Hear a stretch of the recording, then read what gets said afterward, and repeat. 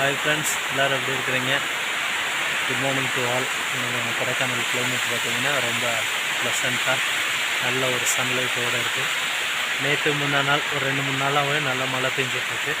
So இந்த மழை காலத்துலேயும் இன்றைக்கி பார்த்திங்கன்னா நம்மளோட கொடைக்கானலோட கிளைமேட் ரொம்ப ப்ளசண்ட்டாக ரொம்ப நல்லா இருக்குது.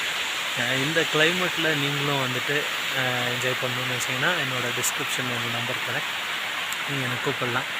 ஸோ இந்த ஃபால்ஸ் எங்கே இருக்குதுன்னு பார்த்தீங்கன்னா நம்ம பூம்பாறை போகக்கூடிய வழியில் அந்த வே ரோட் சைட்லேயே இருக்குது.